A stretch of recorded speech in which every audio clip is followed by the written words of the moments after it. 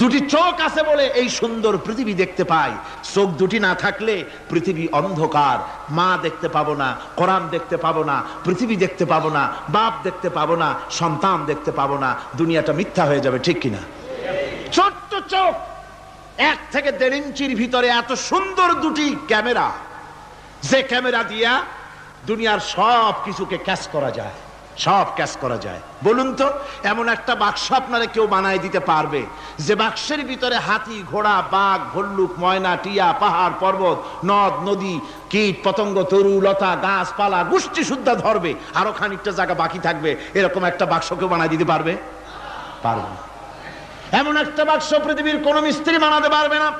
কিন্তু আল্লাহ রাব্বুল আলামিন আপনার আমার কপালের নিচে 1 থেকে 1.5 ইঞ্চির ভিতরে এমন 2টা ফিল্ম বক্স তৈরি করে দিয়েছেন, যা দিয়ে তাকাবেন আপনি কোটি কোটি মানুষ দেখবেন।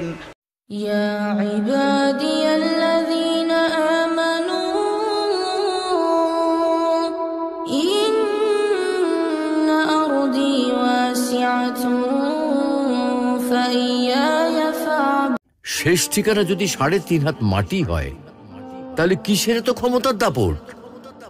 ভোর 5টায় মৃত্যু, সকাল 6টায় জানিয়ে দেওয়া হবে মাইকে, 8টায় শেষ গোসল করানো হবে, 9টায় তোমাকে নতুন কাপড়ে সাজানো হবে, জোহরের নামাজের পরে তোমার আলিশান বাড়ি থেকে বের করে নিয়ে যাওয়া হবে, 2টায় তোমার জানাজার নামাজ পড়ানো হবে, 2:30টায় তোমাকে কবরে নামিয়ে ফেলা হবে। মাটি দেওয়া শেষ হয়ে গেলে কেউ তোমার জন্য দোয়া করবে, আর কেউ চলেও আসবে। এই তো জীবনের শেষ আয়োজন। তো কিসের তো অহংকার, কিসের তো ক্ষমতার দাপট? হ্যাঁ, ক্ষমতা কারো জন্য চিরস্থায়ী নয়। অন্যায়ভাবে কাউকে ঠকালে একদিন ঠিক নিজেকেও ঠকতে হবে, এটাই নিয়ম। হ্যাঁ, এটাই নিয়ম। ভোরের সূর্যোদয়ের আলোতে যে পৃথিবী আলোকিত হয়, সন্ধ্যার সূর্যাস্তে তা আবার হারিয়ে যেত দেখি।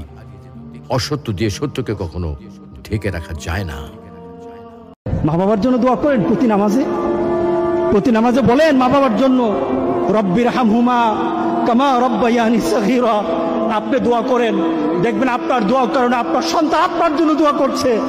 আপনাকে আল্লাহ যেন এমন সুযোগ করে দেয়। আল্লাহ ছাড়া কেউ আপন না, আল্লাহ ছাড়া আপন কেউ না, আর আল্লাহ ছাড়া সত্যিকার অর্থে আপনাকে আমাকে ভালো কেউ বাসে না।